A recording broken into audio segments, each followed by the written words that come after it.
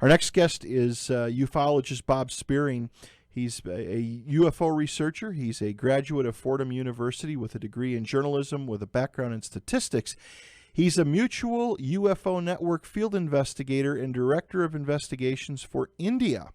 He has investigated over 400 cases for MUFON. He is currently part of MUFON's Project Orange, investigating orange orb UFOs under the guidance of MUFON's Utah State Director, Erica Lukes. We just had Erica on the show last week. She may be tuning in tonight. Her and I have been talking this week because something happened, and we're going to talk about that with Bob. He also operates an independent UFO news website, which I encourage everybody to go take a look at. It is so full of information. It's called worldufowatch.com. It's an amazing site with a lot of stuff out there. Very unbiased, just puts it out straight as it is. So without any further delay, let's get him on the phone. Bob, good evening. Welcome to Fringe Radio and AM 630, my friend. Hi, Pat. How are you? Well, thank you for staying up late and joining us tonight. Oh, thank you for having me. I really appreciate it. How about them Patriots, huh? Yeah, I watched the game. It was very, very. They looked good, the Patriots. Good. Sounds good. Well, Bob, I gave a little bio about what you've done, and not even scratched the surface, but how did you get into the whole field of ufology? What drove you to the direction of doing this? And your website is amazing, and the work you're doing. What drove you to doing this? Well, when I was a little kid, we had the big blackout in the Northeast, and I remember the next day my uncle coming over saying that they heard that there were UFOs over Niagara Falls at the power station that may have caused the blackout, and I was hooked as a little kid.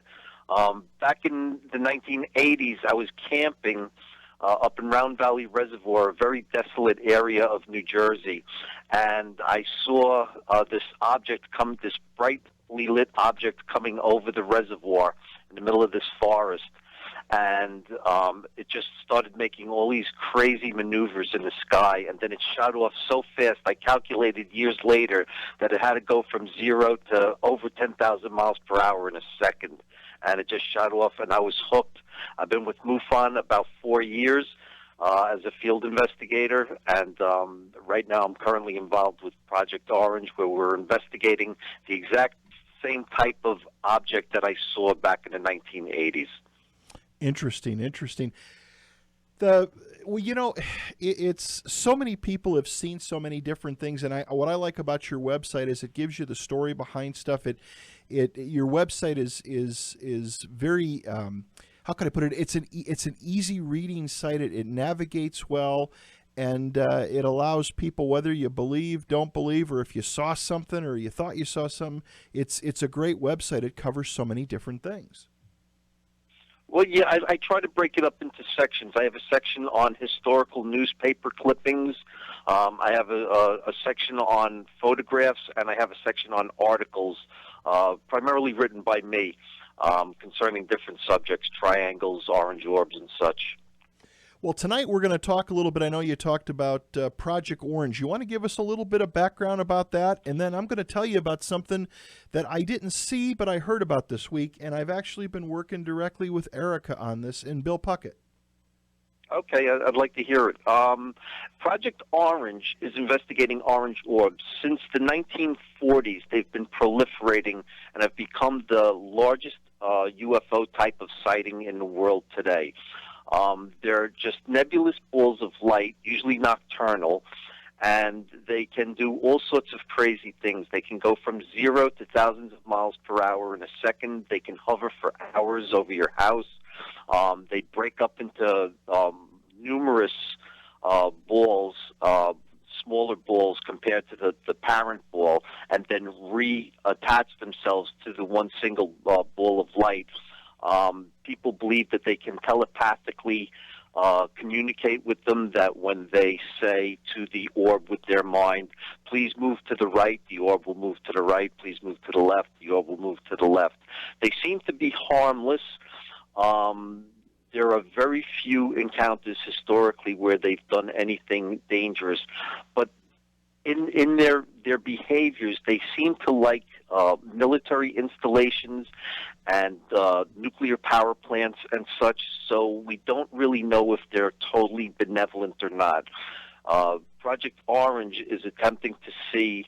We're pegging out on maps across the United States where these clusters of orange orb sightings occur, because they do occur in clusters. In Utah, West Jordan is an area where there are UFO orange orb clusters.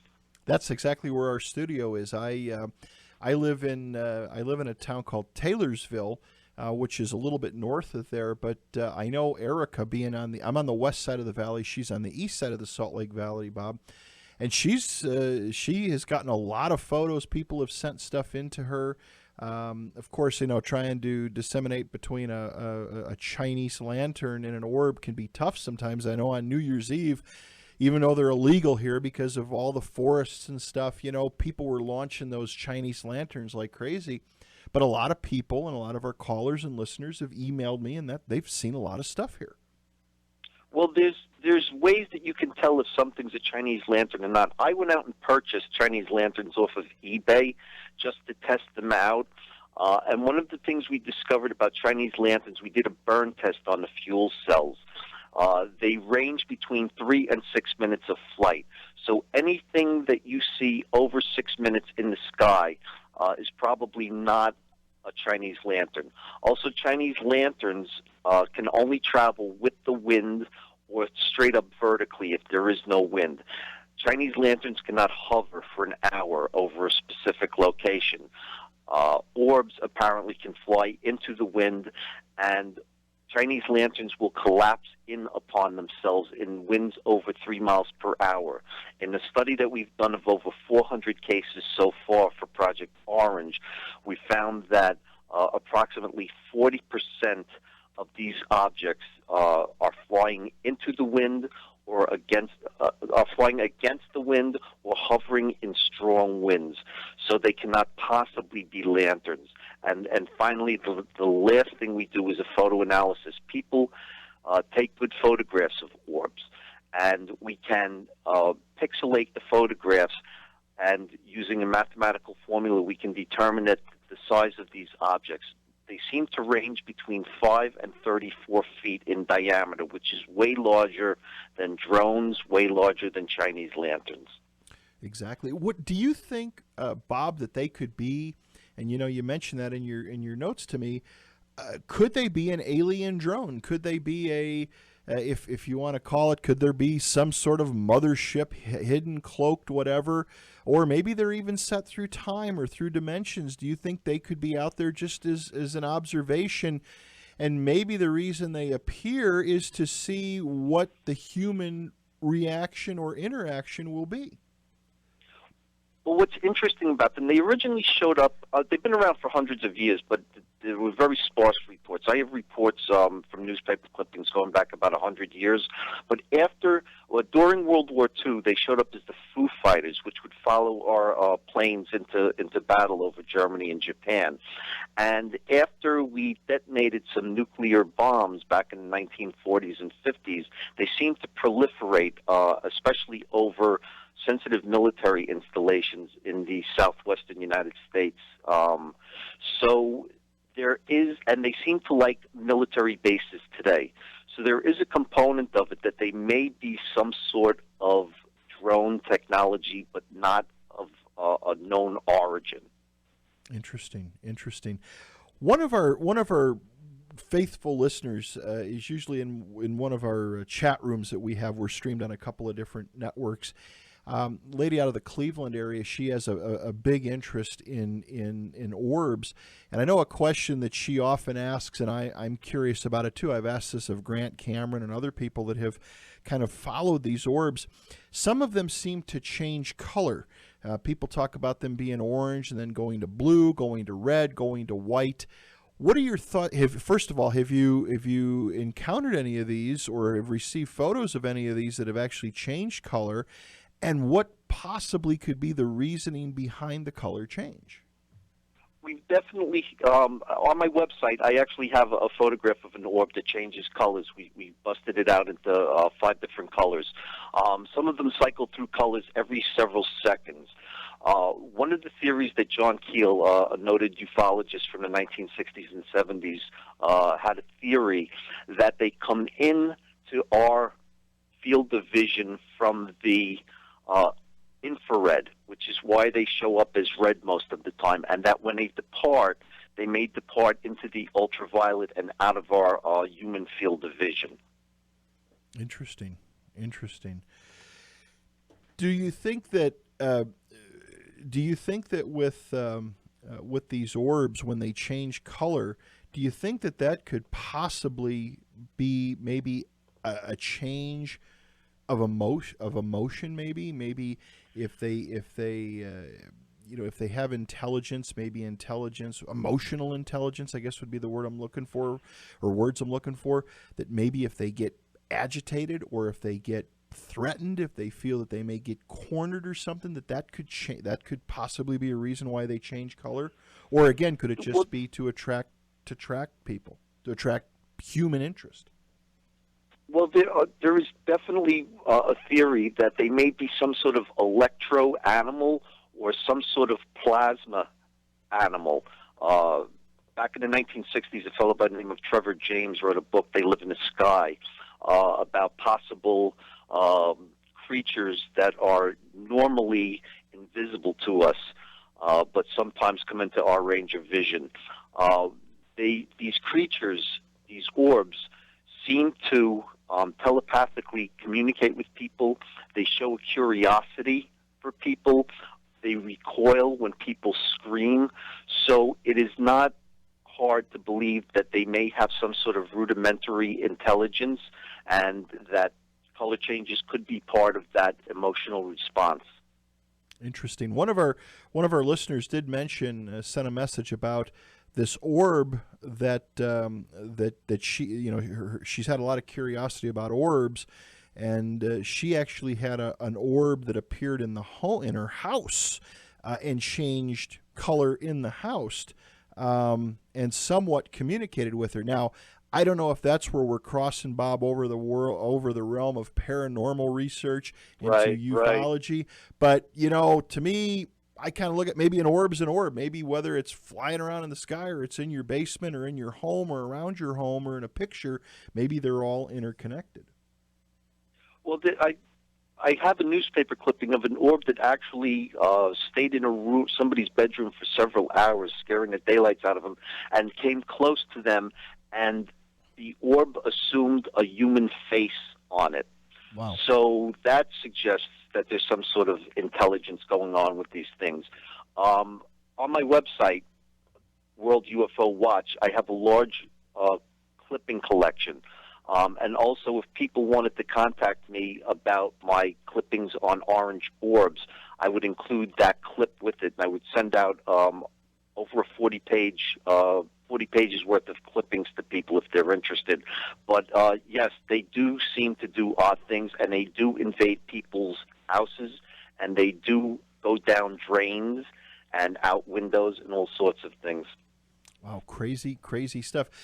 Let me just, if I can share with you the story I've been talking to Erica Lukes about, and she's passed this on to Bill Puckett. I am a long-time amateur radio operator. I've been a ham radio operator for 40 years. And my day job is I'm an IT contractor, so the company that I work for, a lot of times I have to do work at night, and I tend to have to work usually between 10 and 2 o'clock in the morning when the customers are, when the users are not using their systems. And I've been a big scanner advocate in, as far as listening to police and public service and stuff. And as of recent, I've been listening to a lot of aircraft traffic. I have a very simple Uniden scanner. There's websites out there. I've keyed in all the frequencies and stuff. And I've been listening to my scanner pretty much on a daily basis for the past 6 months, 5 to 6 months straight. And Tuesday night, I picked up a transmission that I never heard before. I've heard a lot of things, and of course, the scanner scans. I wish I could have put it in manual mode and heard everything, but it's the first time I ever heard this, and that was a airline flight that was flying, I believe, from the East Coast to the West Coast that reported, they called into the tower, and they asked Salt Lake Center, actually, as they were, I would assume they were not going to land or in Salt Lake since they were communicating with Salt Lake Center, just, that watches air traffic over the state of Utah going into the state and out of the state. And the pilot mentioned, he said, we're at 31,000 feet. He said, are you seeing this on radar? And the Salt Lake Center came back, so we don't see anything. And he responded back and said, well, he said, there is a bright orange square below us, in front of us, about a mile, right in front of us, below us. And it's holding with us. And you could tell the guy it wasn't a put on, because you could tell his voice was elevated. It was a little higher. And you could tell just the tone of voice. And of course, the tower or Salt Lake Center just kind of said, no, we don't see nothing. They asked if he wanted a course change. He said, nope, that's okay, we're fine. And that was the end of it. Now, again, the scanner did scan, and I didn't get all of the conversation. But the Salt Lake Center ground control did say to the aircraft, he said, you are flying over Nephi, Utah, which is about 85 miles due south of Salt Lake City. I turn this over to Erica. Bill Puckett's looking at it. A few other people are looking at it. That's actually the first time in all the time I've been listening to scanners I ever heard anybody talk about something that they don't know what it is. But again, as he mentioned, it was a very extremely large, square, bright orange item, craft. He didn't mention craft. He said it's a bright orange square that is flying in front of us and below us. Well, what's unusual is that he actually reported it. I mean, they've made pilots so afraid to report things. Back in the 1960s, there's actually a law that forbid them to report things. And still to this day, you very rarely get reports from pilots because they're so afraid of losing their pilot's license. Right. So that took a lot of courage for that guy to actually report that. But orange orbs don't show up on radar. We know that for a fact.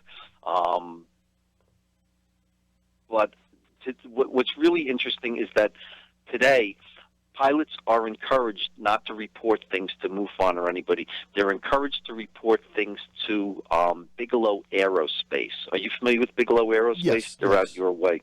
John Bigelow, billionaire, who has a very deep interest in orange orbs. His grandparents were run off a road by an orange orb back in the 1950s, and to this day, he'd still like to capture one. But airline pilots are told to report their UFO sightings to Bigelow Aerospace and not to the federal government. Well, and it was interesting, too, and that's why I had mentioned to Erica, I was kind of surprised. I have a friend of mine that's he's retired. He's a retired Delta captain, a 767 captain, and I specifically called him, and I don't want to go into the matrix of that right now, but he just said that anybody who wants to hang on to their job or not get mocked or laughed or questioned just doesn't say things. And he went and said, I've seen a lot of things over my 30, 40 years in aviation, things that I couldn't believe I saw. But again, it had to be something pretty, pretty intent. It had to be something that shocked him or got his attention enough for him to say something, I would believe. It had to be something quite out of the norm. And you got to figure, if it is something, say, extraterrestrial, they're so far advanced, they're not going to show up on our radar anyway, Yeah, but obviously something enough to spoof, to spook him enough that he, that he made mention of it. Right. Interesting. So with the orbs, is it kind of a worldwide thing, Bob? Is it coming in from all over the place? No, primarily orb reports come in from the United States, Canada, and England. England gets an awful lot of different types of reports, as does the United States, but other countries taper off greatly. Like, for example, in 1 month, the state of California will get 90 reports alone. whereas India may get, the entire country may only get like 15 reports for the entire month. Now, sure, MUFON is much more well known in places like the United States, Canada, and England, but there's definitely a concentration of UFO sightings and orb sightings in industrialized nations. Gotcha. Interesting. Well, I find them quite interesting, and I know in talking to Erica, she's seen a couple. She talks about them hovering over the valley, and other people reporting them here. So they're becoming more popular all the time. And it is interesting, and where I kind of talk about, where I've kind of thought about the intelligence of these things. I've often asked ufologists this question: if alien craft or extraterrestrial or out of this world craft are so sophisticated, why do so many of them have lights on them? They shouldn't need lights. But then with these bright orange orbs, I kind of go back and say, well, what my thought is, and I don't know if you agree with this or not, is they're actually looking for attention. They want the attention. They want people, or they want to, you know what I'm saying? There's a reason that they're illuminated. Well, yeah. First of all, Erica is great, and Erica has filmed from her balcony orbs just hovering over the valley out your way in the flight path of incoming airplanes to Salt Lake City, Utah airport. But Terry Ray is another MUFON field investigator who wrote a book in 2014 called The Complete Story of the Worldwide Invasion of Orange Orbs. And he actually did an investigation into what's going on. And what his premise is that these orbs want to be seen, that more and more frequently they're showing up in over cities.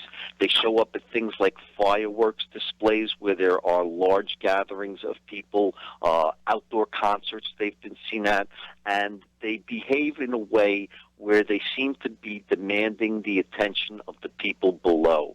So, yes, I tend to agree with you that they do want to be seen. Yeah, again, I think they want I don't want to say notoriety, but they want to probably, somewhat get the reaction. The other thing you talked about is black triangles, and that has been something that is seems to be more and more noticed. Ben Hansen, I don't know, I'm sure you know Ben, he did the television. I know. Yep, Ben. Of course, he saw a triangle down in Southern California, as clear as day, or as transparent as day, as he says. Let's talk about these things a little bit, because they are popping up more and more and more. There's several theories on what they could be. One of them is that they might be time-traveling man-made aircraft from the future, coming back for whatever reason. Another is that they're definitely alien technology. They're not like orange orbs, amorphous balls of light. These things are definitely technological, and they exhibit a lot of very specific behaviors. They love to hover over roads. They're usually huge. Like some triangles, people have estimated to be over 300 feet in diameter, which would be 3 737s foot to tail, nose to tail. That's really big. And their ability to hover, being that big and being made of metal, is simply astounding. There's nothing that we have currently that could do something like that. The other theory, of course, is that they might be alien craft, or they could be black budget United States military craft. One person who saw one close up saw what looked like an emblem with 3 gold lightning bolts on it. So people did research and discovered that the United States Space Command emblem has 3 lightning bolts on it. So whether or not these are extraterrestrial, some sort of black ops craft, or some sort of future technology coming back for whatever reason, all 3 of those theories I think are excellent theories. One fellow, a police officer, police officers, by the way, make great witnesses. One police officer in England, the case I did, was out in a rural area on patrol, and he saw a black triangle. And it hovered over his car, and shot a blue beam of light over him. for several minutes. He was afraid to get out of the car until it turned the beam off. When he got out, he looked up. Straight above him, maybe 100 feet above him, was this huge black triangle with a mottled surface, sort of lumpy, he said. But what was interesting was that his police force had been informed that there was an underground bunker of the British government where atomic bombs were stored. And apparently this black triangle was searching for atomic bombs. This is very similar to the Rendlesham Forest incident back in the 1980s in England, where a black triangle shot a beam down and incapacitated the atomic weapons in the bunker below. I'm sure you're familiar with the Rendlesham Forest incident. Yes. Yeah, we just had Peter So- Robbins on the other day, actually. That's right. You did have Peter Robbins on. Yes. So these black triangles seem to be of a military nature.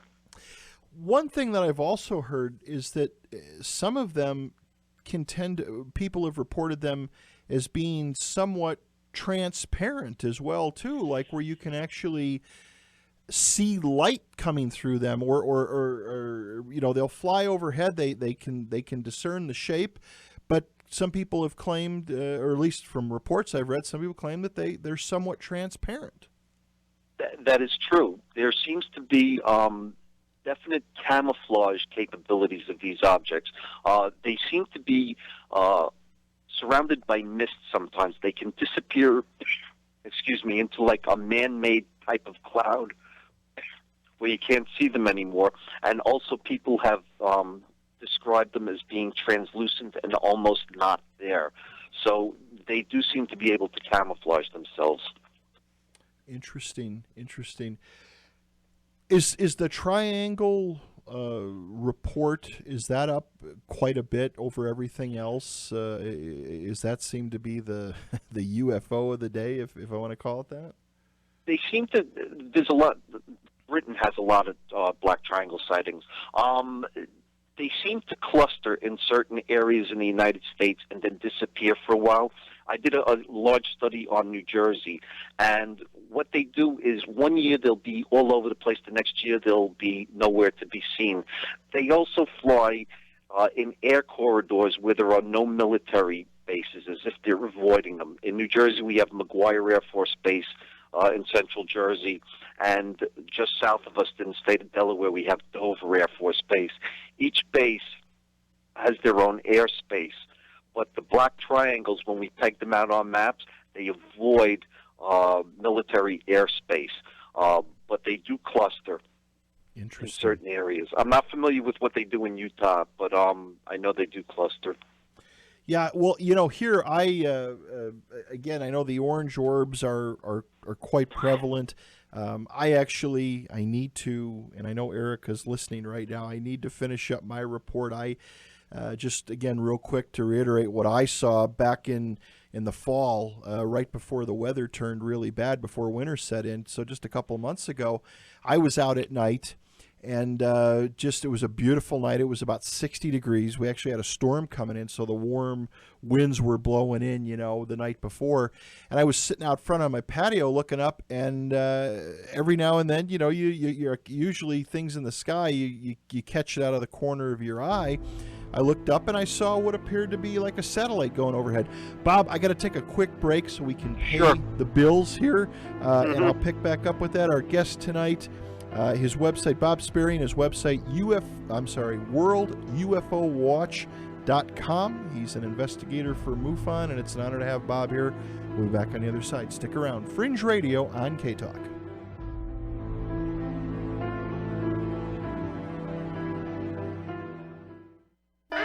Attention business owners. We know that owning a business means getting things done right now. So if your right now list includes a new building, call the Right Now Company. General Steel. We can design a building for your business quickly and save you thousands of dollars. That's right, thousands. You may think General Steel only builds large projects or that you can't afford General Steel quality. Well, check these prices. How about a 40 by 60 foot building for under $22,000? Or even a 50 by 100 for under $35,000? That's right, a 5,000 square foot building for under $35,000. And these buildings all have General Steel quality. Best of all, you can still order a building and have it delivered in time to build this year. How's that for right now. So don't delay. Call General Steel today at 866-96-STEEL. That's 866-96-STEEL. Need more planning? No problem. General Steel can help you with that right now. Call General Steel and be in your new building this year. 866-96-STEEL. That's 866-967-8335.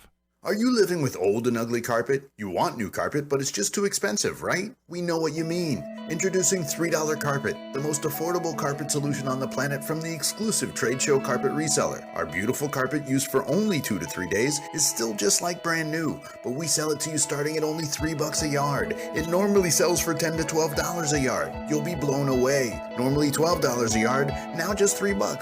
So don't live with that ugly carpet anymore. Call $3 Carpet. It's only $3 a yard. That's 33 cents a foot. Most of our customers save up to 60%. In Draper, call now, 801-988-9733, $3carpet.com, 801-988-9733, $3carpet.com. Call today. Attention salespeople, $3 Carpet is currently hiring to help with our high demand. If you're looking for a great sales job with unique and exclusive products, we've got one. Call today, 801-988-9733.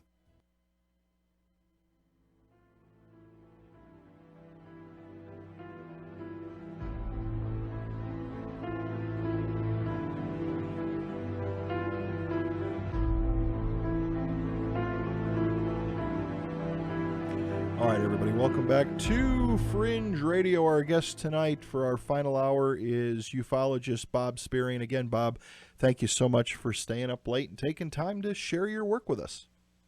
Thank you very much for having me. I really appreciate it. Well, and as I had mentioned before we went into the commercial break, I was out on my front porch, on my front patio in the fall, and what caught my eye is I thought was a satellite going overhead. We had a moonless night and looked up and saw it. It was kind of cool, you know. And next thing I know, there's another little light. And now these things are up at an extremely high altitude, higher than a plane could fly, I would assume. I see this second light running parallel to it, and I'm like, wow, I've never seen anything like that before. And then all of a sudden, I get up to get a closer look and look over to the southeast, and here comes another grouping of them, and then one actually comes up the center of the valley. They all converge up north of the city at a very high altitude, hang there for a while, and then just shoot out on 45-degree angles into infinity. No orb, no nothing, little dots, probably craft of some sort at an extremely high altitude. Right. California gets sightings like that, too. I'm surprised they didn't suddenly veer off and make an incredible right-hand turn, which is something that they're wont to do. Yeah, you saw definitely something. It could be technological, could be an orb, but satellites do not travel in groups. Satellites do not stop dead, so we know that it's something anomalous. Yeah, exactly. It was, they had a plan, they had a structure, but they all did bolt off on a 45-degree angle, and just, they took off into infinity. They were just gone. I was hoping one was going to maybe come possibly back, the way from back to the south, but they didn't. They shot off. But it was amazing, and this whole sighting, this whole occurrence happened within, literally under a minute. It happened pretty quick. It wasn't like something that was hovering there for hours. It went real fast. Wow. Yes, another thing that these star-like objects that you're talking about that are they're apparently at high altitudes, they mimic stars. Like one case was the Belt of Orion, the constellation Orion, has 3 stars in it. One woman was watching the constellation of Orion and thought something looked strange about it because there were 4 stars in the belt. And after watching it for a while, suddenly the 4th star began to maneuver and do these crazy moves and then shot off. So they camouflage themselves as stars, and they can hover for long periods of time, and they apparently go unnoticed because they seem so innocuous, because they do look like stars. You just happened to catch them at the right time where they were traveling in a group and, came to a complete stop, which, you were lucky, to see something as unusual as that. Yeah, they had a pattern to them. I mean, they weren't just moving lights in the night or something like that. I mean, there was they had a coordinate. They had a coordinate that they were heading to. You know, they had a purpose, a place to be. Right. And I right. have heard about that. People talking, you know, they think they're going crazy where they're sitting there and they see a star and all of a sudden they go, wait a minute, that thing just moved. Mm-hmm. You know, like it was parked somewhere. Right. Right. The number of sightings with MUFON are they starting to go? Are they starting to go up, Bob? Are people reporting more and more? There's definitely been an increase. We in our database now we have almost 73,000 sightings. There's some goes back. The database started in 1995, but we have sightings before that. But they're definitely increasing. This year there was a lot. There was definitely a flap this year. In the past couple of months, October, November, there were a lot of sightings of different types of UFOs over the United States, especially. What causes flaps, whether we're due for them or not, you know, is subject to debate. But there was definitely an increase in 2015. Do you get involved with abduction work at all or contact work? I've really never handled an abduction case, although I am fascinated by abductions. There's definitely patterns to abductions, too. I'm a statistician by nature, and a lot of abduction research is based on stories that people tell, but nobody really goes into the statistical basis of abduction stories. And for one example, just to give you one example, I went through about 100 abduction cases last year, and there was a startling. There's definitely things that happen with abductions. People see flashes of blue light before the abduction starts and stuff like that, and you can quantify all of that information. But an unusual thing that happens with a lot of abductions is that when people say they find themselves on a metal table, possibly in some sort of spaceship, they have a hand placed on their left shoulder. I was amazed at how many abduction stories mentioned that an alien entity placed their hand on their left shoulder. What the significance or symbolism is of that to the person who's been abducted, or why the abductor would want to do that, I don't know. But there's definitely quantitative things you can discern from abduction reports, which makes me believe that they're not just something going on in somebody's mind, but that they're actual occurrences. There's also a book called, what's the name of it? Something 411, where the guy goes into mysterious disappearances in national parks in the United States. Paladis, he's the Yes. former FBI guy. Yeah, we've had him on the program. It's amazing how many people have disappeared in national forests. Well, there's definitely a correlation between abductions too. Abductions come in clusters in lonely highways, in rural areas of, like, say, in Alabama, and there's other patterns too in abductions. But there are so many abductions, alien abductions, or purported alien abductions, that take place near state and federal land, that it coincides with what he was writing about federal land and the disappearances that go on there, too. I wonder why. I mean, you know, in forests and stuff like that, again, I didn't realize until I had David on the show, and I actually went through the,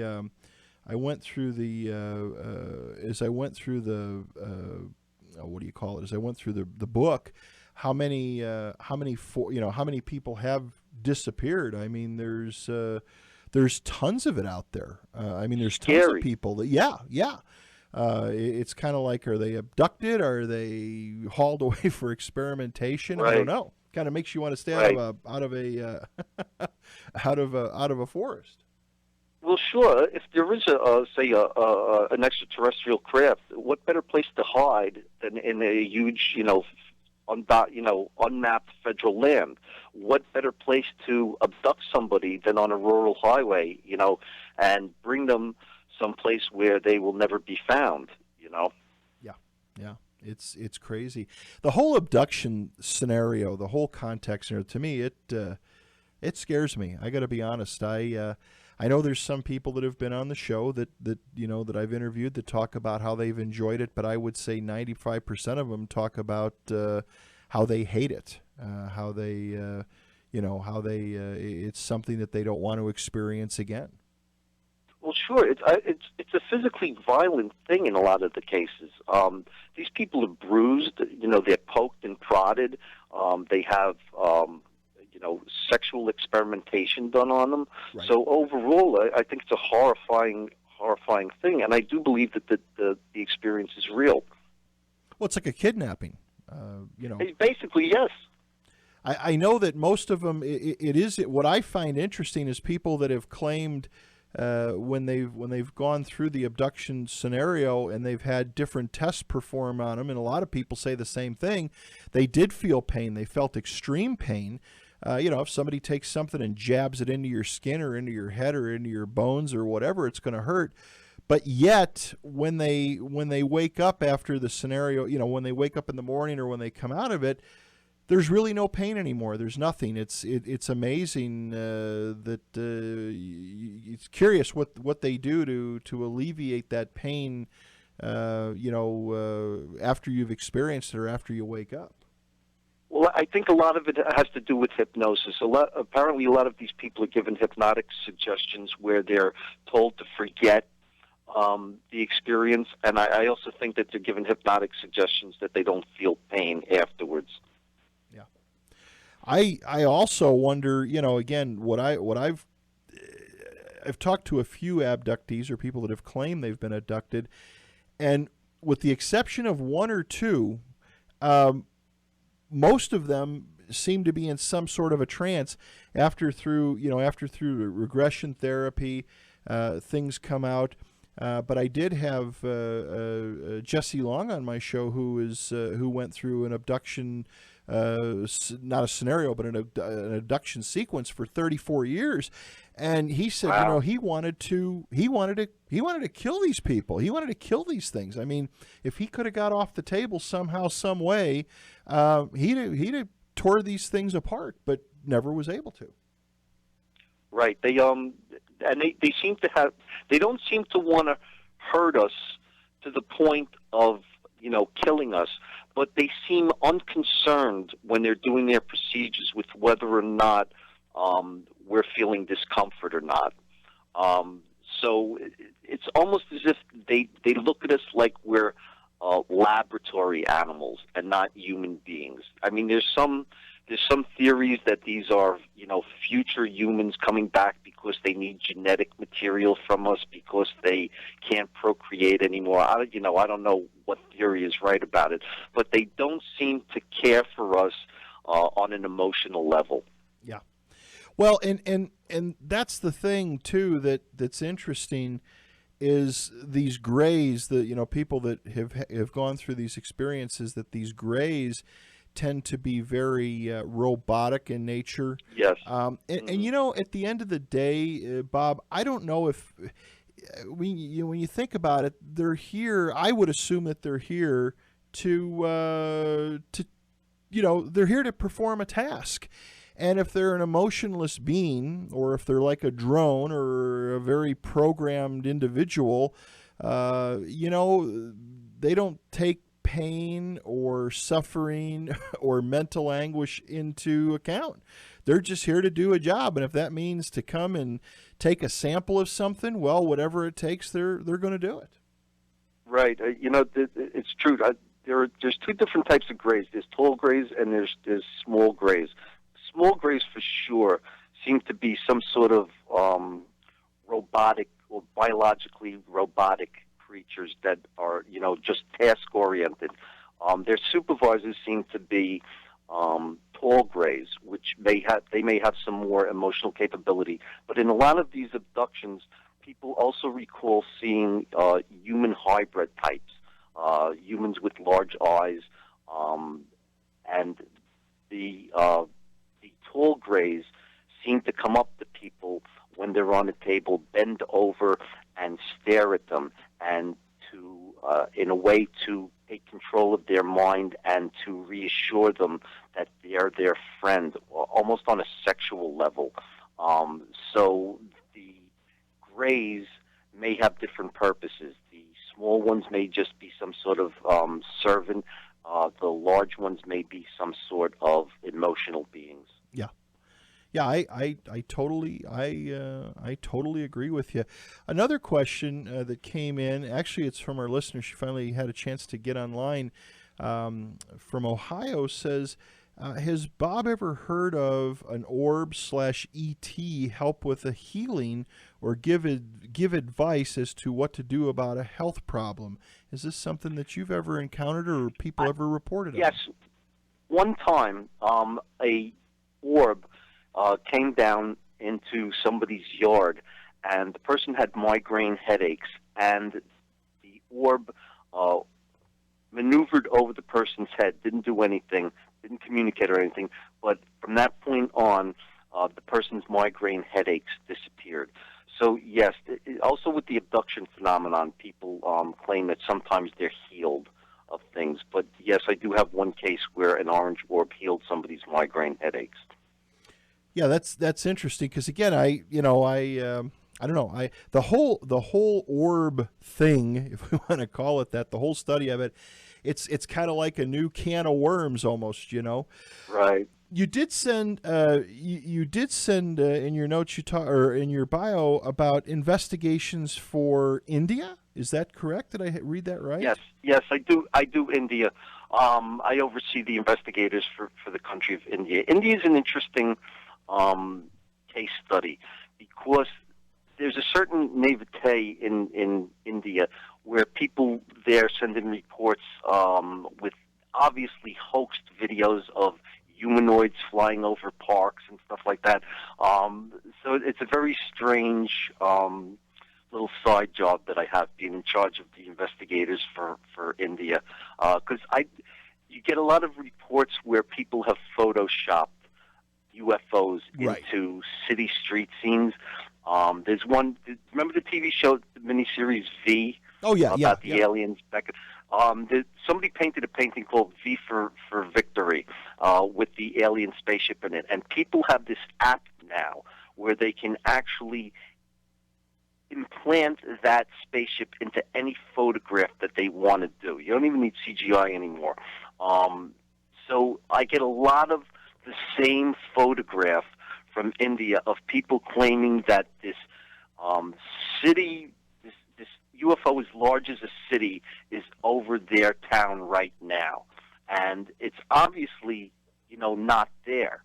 So you wonder what's going through these people's heads sometimes, Well, and it's interesting that you mentioned that.